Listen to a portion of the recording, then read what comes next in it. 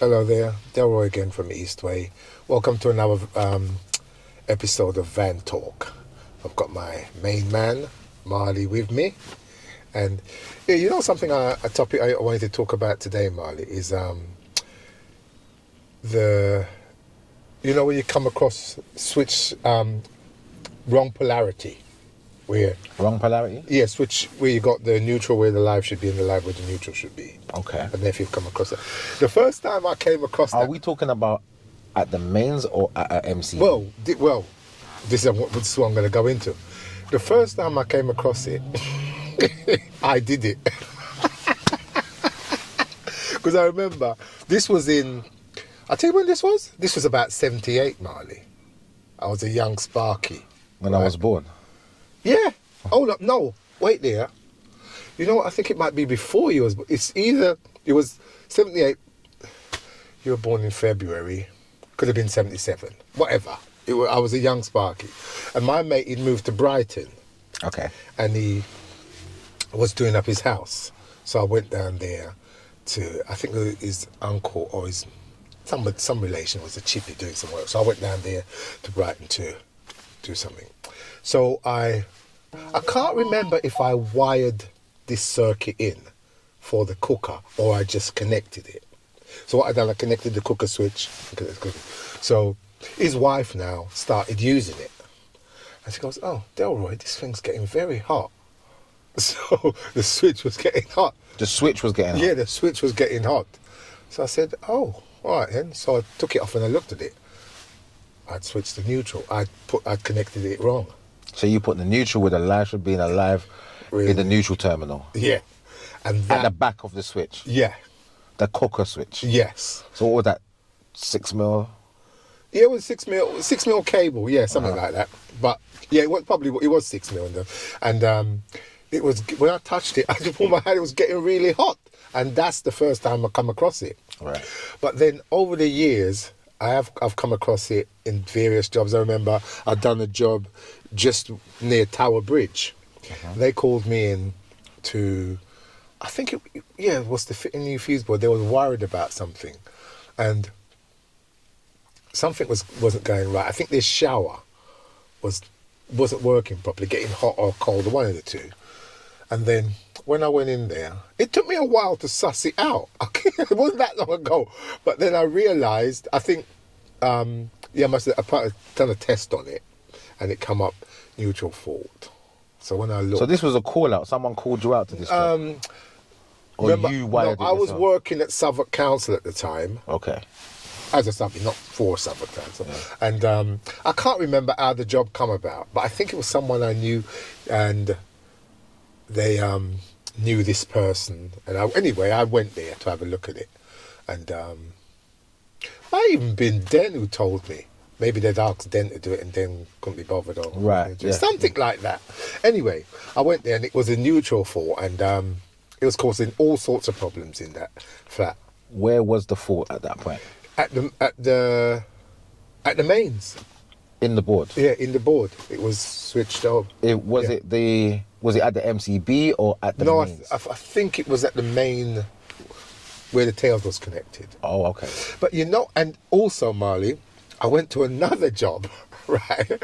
I can't remember the time span, but I went to another job, and when it was an oven that was wired wrong, connected wrong, and when you looked inside the oven, there was like little holes dents in the oven, like if you shot pellets into it, right? Okay. And they'd been having trouble for years with this oven, and then it conked out. Was it industrial? No. Someone's house? In the flat, yeah. And so what I found out over the years, Marley, is that this wrong polarity thing, cross polarity, it gives various problems, because I've never seen anything like that. Because this oven had little dents in the thing in the side of it, like someone shot pellets into it. So I don't know what happened there. But what I think is, just before you carry on, the cross polarity there, was that at the board again or at the switch? No, that was at the cooker point. Okay. And I've come across it I've come across it a lot, man. And you know what I think? Right. You know, you got the meter. Sometimes if you put a main switches, so you would if you come from the meter to a main switch, and then from the main switch to your fuse board.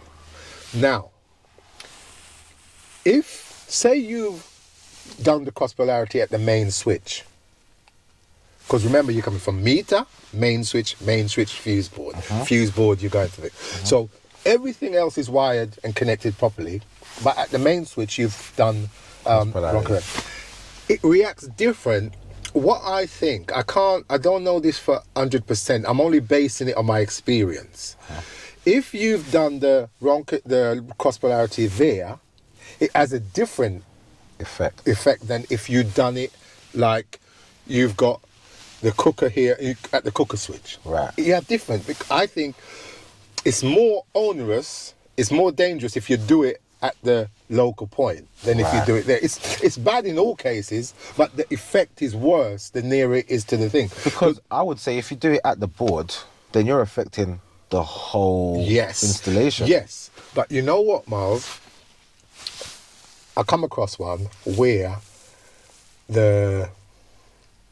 it was at the main switch, and what happened? Everything was working okay, but when certain lights were switched off, you switch off the light, and then the light starts flickering, because you've switched it off at the switch, but the light, and it's like it's an LED light. Oh, it's the LEDs. What? Not like the old type of. No, lights. what it is, it's like, you know the GU10. I don't know if you know. I know. I heard the GU10. Yeah, I didn't. Oh, people used to say that. I didn't know what it was, but it's them ones you push them and twist them. They're like a triangle thing when you look at it, round. Anyway. Yeah, I know the one you're talking about. Anyway, it was one of them, but it was LED, and when you switch off the light would be flashing like that. Not brightly, just flashing. Sometime it flashed, sometime it didn't. Okay. Right? And I didn't know it was didn't know that it was a cross neutral doing it. But this is why, Marlon, any job you do, if you've reconnected something, test it. Put your tester in there to check it. Right? I'll go across it. Always check your connect, or anything you do, you reconnect, check. Because if you test it with put your mega in, plug it in or whatever, it's going to come up and show you. Yeah. You know, straight. It will show you the fault on your tester straight away. So any job you do, test it. And that's the way, because look, wrong connections are anyone can do it. Because you think about it, Marlon, if you're going around, you got 20 sockets to connect. So, it's so easy and natural. 200. Yeah, Because sometimes you got them many. Sometimes you got a run where you've got like 600 lights to connect. Oh, right, okay, right. 200 sockets, whatever. Yeah, and if you're just doing it, the thing that you know when it can really mess you up. Just to cut in a bit. Say if you're using one set of sockets, and then they run out, and you go and buy another brand of sockets. Oh, right, yes. Sometimes the connections at the back aren't the same. 100%. So when you're used to just going like boom, boom, Yeah. you're using one and you're just saying live's there, neutral's there, Yes. earth's there, and you just boom, boom, boom. Yes. You start using the next one, and then you realise and you think, oh yeah, they're different. But then as you're going through the flow of it, Yeah. you might just go back to doing what you're naturally doing. That's Do you get what I'm saying? Yeah. And that's where you can. That's happened to me with recess lights, because there's these recess lights I used to buy from CEF. Same light, and it's those push connections. Right. And then you would have live, earth, neutral. Right. Live, earth, neutral. Right.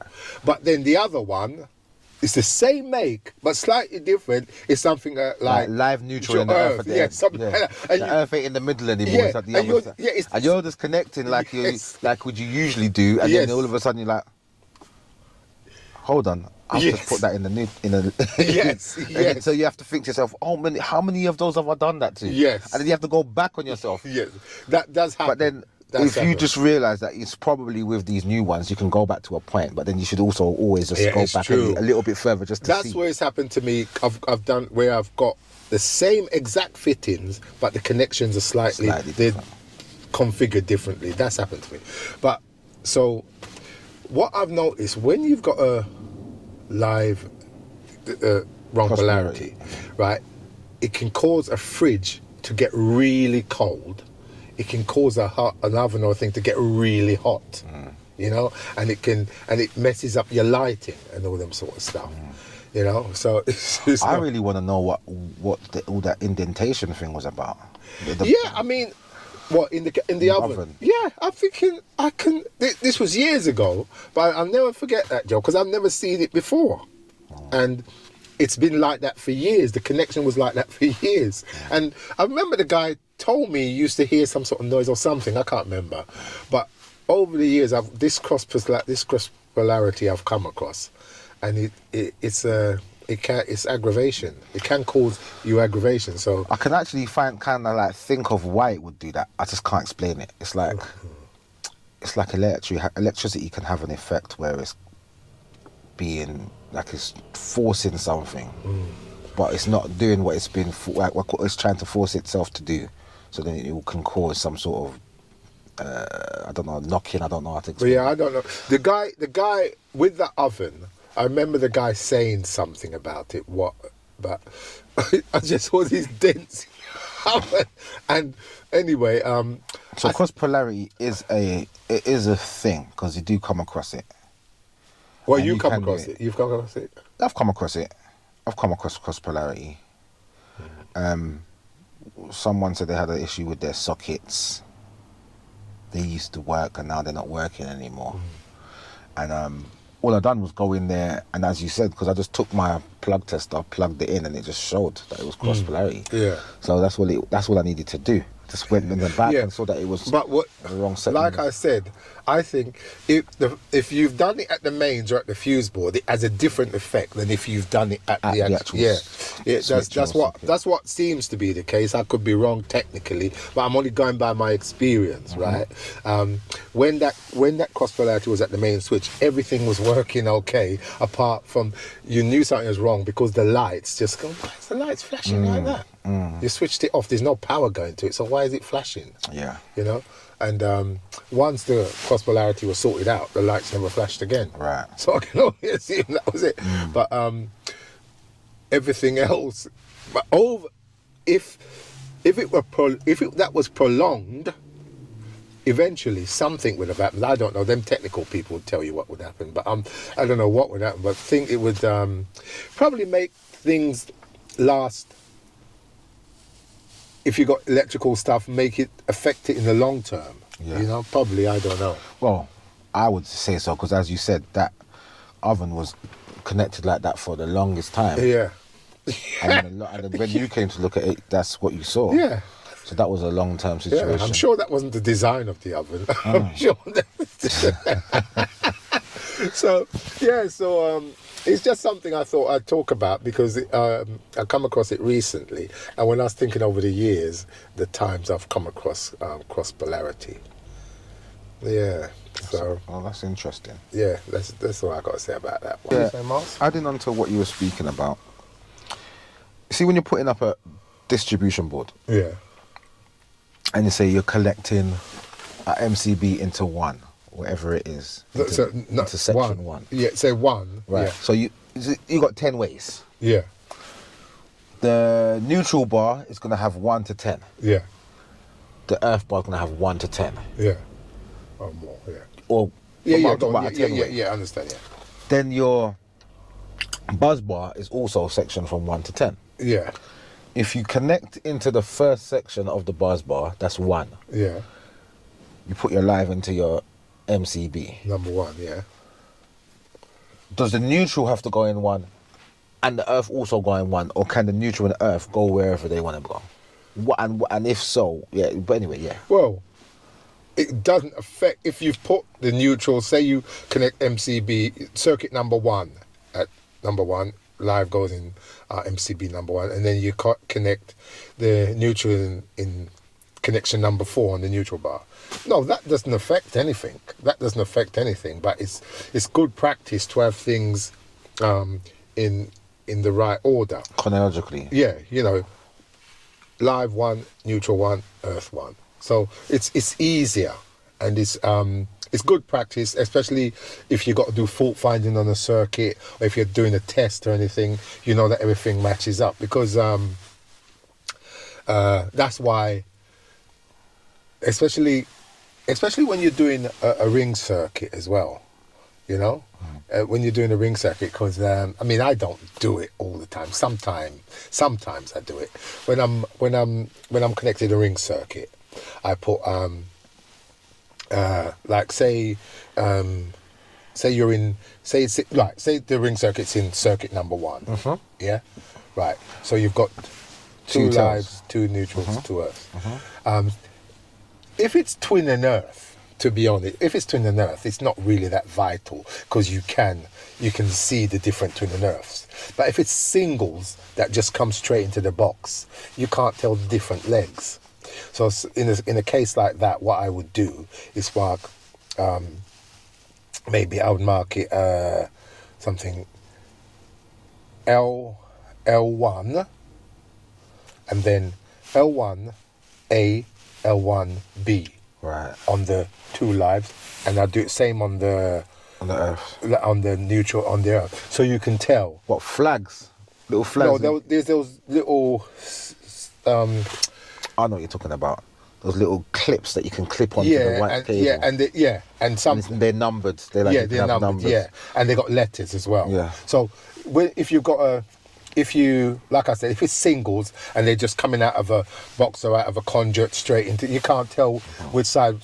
So if you're doing say you're testing that circuit, you test continuity, that's fine, because you just test across phase and neutral and earth, right? You just testing across. But when you're doing the crossover legs, you have to know which side is which leg is which leg, okay? So what you would do normally, if you don't know that, you'd connect them trial by error, and then you go around, do your test, and you see that the readings are all going all over the place. So then you go back and swap it, you test again, and you see they're more equal. Right. So that's how you do it. But to save all that aggravation, if you can just mark it, or sometimes you do it at a socket where you can see it's coming from that way. Yeah, I get that. So in situations like that, in all situations, it's good to have the neutrals, the lives, and the earths all at the same numbers, so they're chronologically put in the order. It's just a nice professional way of doing it. But to be honest with you, Miles, I remember I went to some job, it was in an office, and I had to disconnect the circuit to test it, and it was marked with those little markers, but they were wrong. Right. They were wrong, so they can be wrong. They can be wrong, yeah, you can. So you can't really, even when you see it marked, you can't take that for law. You have to actually make sure yourself. Yeah. It can be wrong. It can most of the time it might be right, but I have come across where it's wrong. Right. But to answer your question, it's good practice and better to do it chronologically. But if you don't, it doesn't affect the circuit. Right. There's no effect on the circuit. It's just good practice especially for future work. Yes. Okay. Yes. Okay. Because I've come across that where they're all over the place. Yeah, I think and it takes such a long time. To be honest, a lot of fuse boards are like that. What do you put that down to? I put that down to lazy work personally. No, sometimes the original Spark has done a good job. Right. Connect everything properly. Right. But other people have come and done things and messed it all up. Yeah. Right. People have come and messed it all up. Yeah. Because over the years, people may have had to come and do work, and they're not as, professional as the other person. Yeah. So things like that. So I wouldn't blame the Sparky who done the job originally, because he's probably done a good job and someone's come later on and messed it up. What about if circuits are kind of bunched? Like, say, they're adding a new circuit and they haven't they haven't updated the fuse board, so say if it's 10, 15 ways, whatever, 15 ways, and they need and they've all used all of the 15 ways, and they now need a 16th circuit, but they've bunched it in. Say it's a radial circuit, yeah, radial sockets, and they've bunched it in with a ring circuit. So at the board, they've just connected the other live with the other two lives of this ring in this 32 amp, and so you've got 3 at the fuse board, 3 at the neutral, 3 at the earth. Is that what would you say about that as practice, as in good practice? No, that's not good, because if you've installed a radial circuit and then you just connect it in with the ring, that means if you lower that MCB to a 16 amp, you know, it's not good practice, but you're better off doing that. If you leave it at 32 amp, then that radial circuit is not properly protected. Okay, so what you're saying is, take all them 3 cables and put it on into a 16 amp breaker.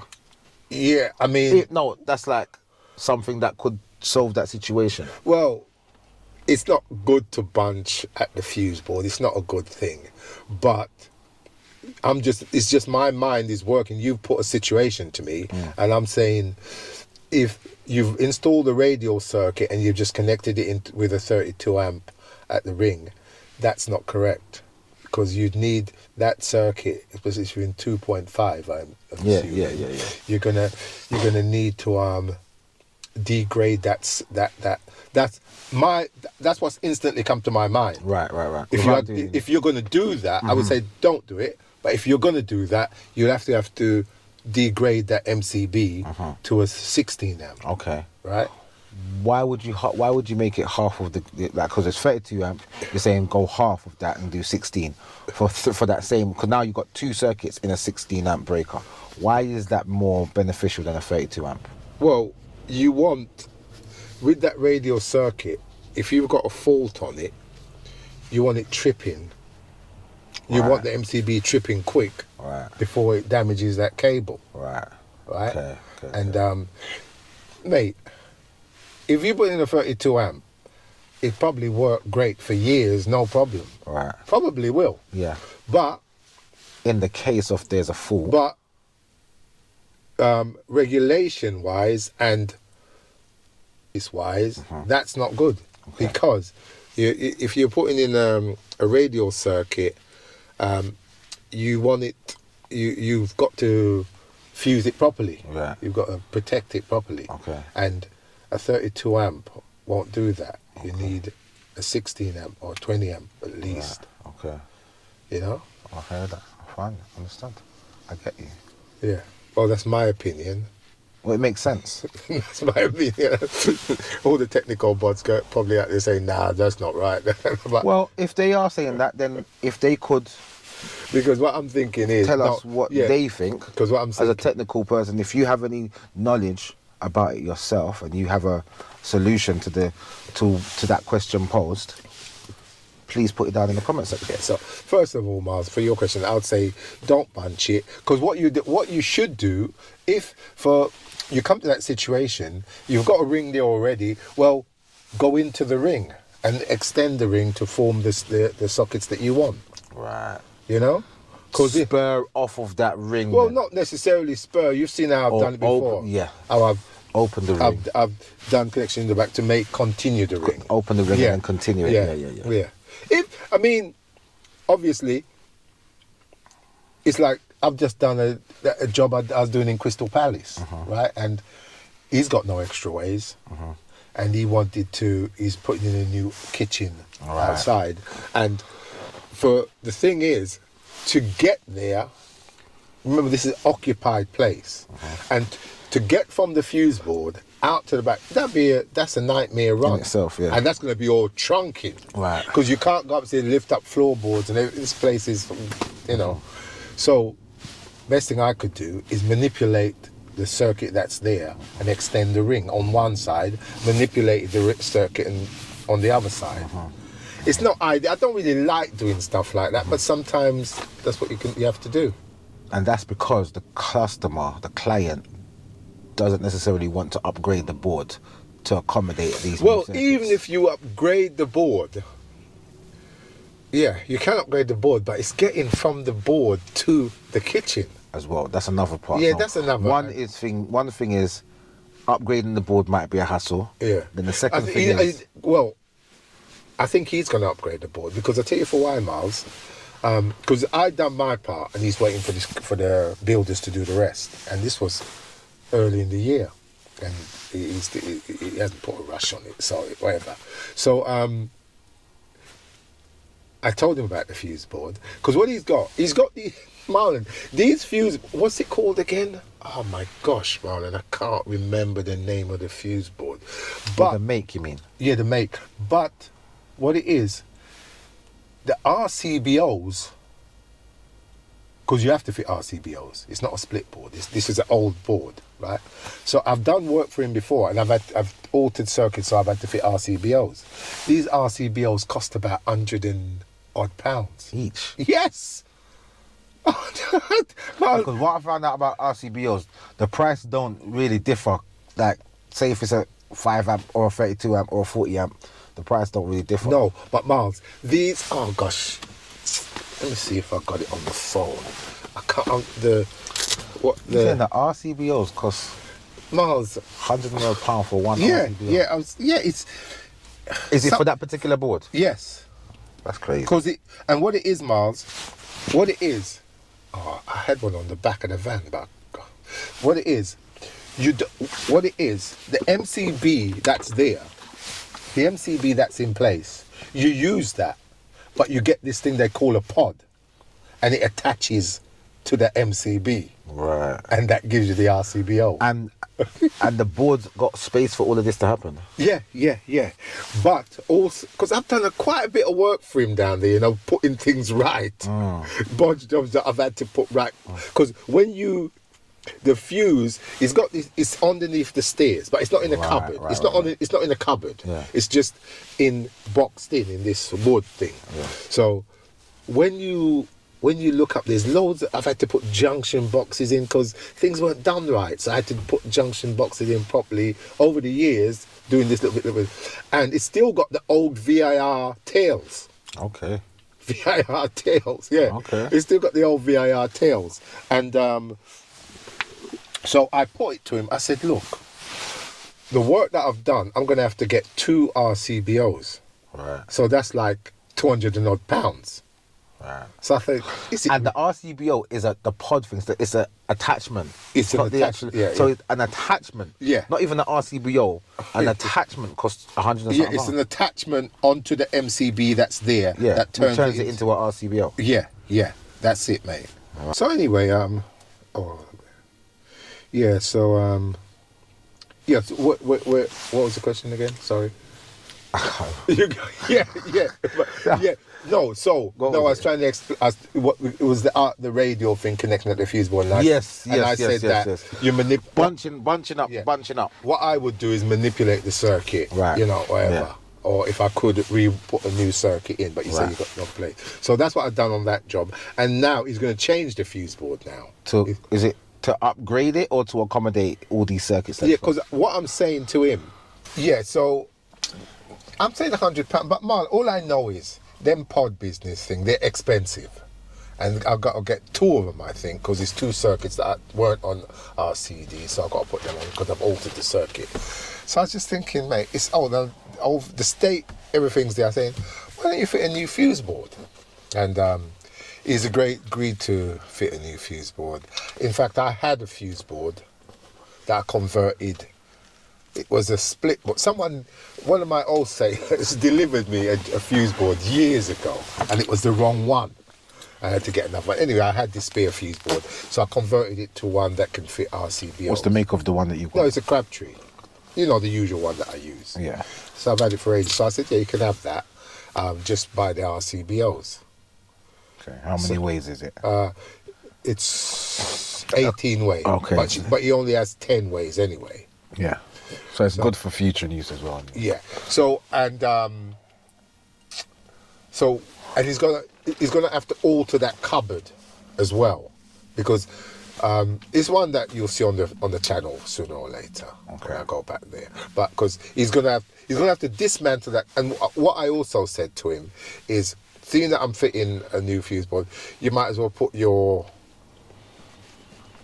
boiler on its own circuit, because at the present it's on the ring circuit. So if it trips, you know, it's always good to keep your boiler separate if you can. Yeah. So yeah, so that all come from you asking me about bunching stuff at the fuse board. you know what? Let me quickly ask you another question. When you're installing all right, let's just say you're doing a fresh installation. Yeah. You're putting up a fuse board. Yeah. What size fuse board is recommended for the new installation? Like, for instance, I'll say it's this then. So if I've got 10 circuits, should I get a fuse board with 10 ways? No, it's always recommended that you leave 20. I think it's 20 or 25% for future extension. Right. So you leave some spare ways. So if you've got a 10 way, Yeah. 20% of that would be what's that? 20% of 10 is Yeah. 2. Something like that. I'd always leave 3 spare ways where I can. So you leave So 3 spare ways. if I had to fit a 10, if I had 10 circuits, I'd get a 15-way fuse board. Something Okay, like that, okay. you know? Right. Right. That's a recommendation, You or know is what? that like a reg? No, I remember that from college. Right. Whether it's in the regs or not, I remember that from college. They said when you're doing you're fitting a fuse board, always leave future extension. I think 20% or something like that. So it's that good practice. It's more than likely in the regs then. Yeah, I couldn't tell you what regulation if it is. Right. It's but because a lot of things, some of the stuff that you do is more like good practice. There's not regulations for it. Right. Some, you know. Yeah. I believe that is in the regs now, though. Okay. If it wasn't at the time, then it is now. Okay. I don't know. I can't. I admire them man who can quote, because if I phone up NIC, they quote regs, man. Them man know regs off the top of their head.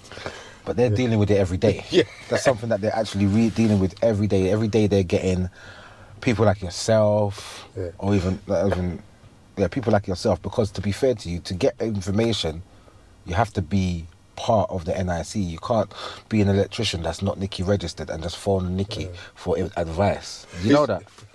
You got to do what? You have to be part of the NIC, EIC to ring them up for advice. Technical advice. I tried to ring them for technical advice, and they asked me for my membership details. Yes. Yeah, they do ask. And when I didn't have the membership details, they said, well, they can't necessarily give me advice, Oh, really? but I can call back on a day. They got one day slotted. I think it's like half of the day. Yeah. They will use that day to ask For non-members. for non-members. You know who does that as well? The IEE. Okay. They've got I think it used to be on a Monday and a Friday Right. afternoon, I think. You could phone up a certain time and get. But I tried that, Reese. I've done it before, and I was able to speak to an engineer and got all my problems solved. But I think I've done it twice because I found that out by accident, and I've done it twice years ago. And I think I tried to phone them not that long ago, but all you get is an answering machine now. So I don't know if it's changed. Okay. But they used to have can't remember who told me that, but I found it out and it was a true thing. So, okay. Yeah. Well, there's always, loads of places you can get technical advice from, manufacturers, like I said, NIC, or there's always places to get technical advice. But the NIC people are good. They're good. Well, they know their stuff, don't they? Because it's just, they're like, it's like some of them preachers, man. They can quote you chapter and verse out the Bible. But that's what it is, isn't it? The regs is the electrical Bible. Yeah, it's the electrical Bible, yeah. So when they can quote, I'm always admiring how they can quote regs, this and that, and they look it up and tell you all about it. Yeah. Have you ever yourself thought of working directly for the NIC, EIC? Well, because I think most of them. I don't know if most of them. My inspector, he started off as a Sparky, and then he switched over for the NIC. I don't know, mate. It's like people used to say. People ask me if I ever thought of becoming a lecturer or something. But nah, I can't. I got the brains for all that stuff, man. How can you say that? No, How does that make sense? I don't make that make sense to me. You don't have the brains to be a lecturer, but you have the brains to be such a good electrician and be notified and been in the trade for all these years. What? Okay, let me tell you for one. You're telling me that you Let me tell you can't something. teach this. Let me tell you for one. I can't spell good. Okay. Right? 'Cause, I remember it was funny, right? Yeah, I'm not good at spelling and writing. If I've got to put something down in writing, yeah, like say not on the computer, but write with your hand, it's hard. It's So hard because how do you think you get better at that? because I tell you why. I write it out and there's so many spelling mistakes and the grammar is all good. When you do it on the phone or the computer, it corrects you. Spell check. It's all good. It corrects you and your grammar.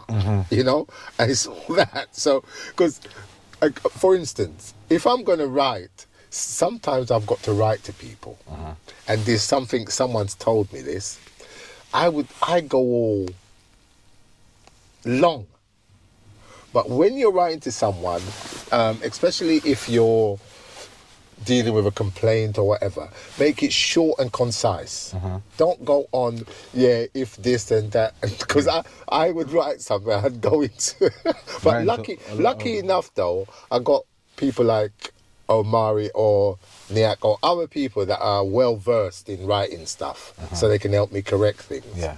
But me on my own, now I couldn't stand up in front of no class on the writing on boards and You stuff. can, like but that. you just wouldn't want to. That's what you mean. That's what you mean. Because it's not like you can't. You can. You definitely can. No, but you gotta be. No, mate. Do you know why I say you can? Why? Because I'm your student, really. Yeah, well, When you think about it over the years, I'm your student and you've taught me everything. Yeah, but that's different, though, mate. You're on site. You're not spelling or anything. You're just look.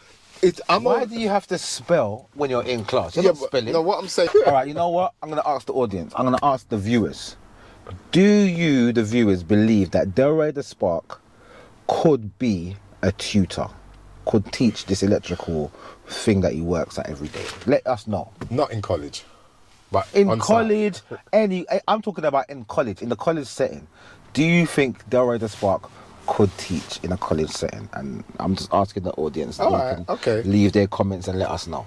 Okay, yeah. Marley, I think we'll wrap it up from that one, mate. Thanks for your input, mate. Always, man. Always. Yeah. Thanks for watching, guys. See you next time. All right, bye.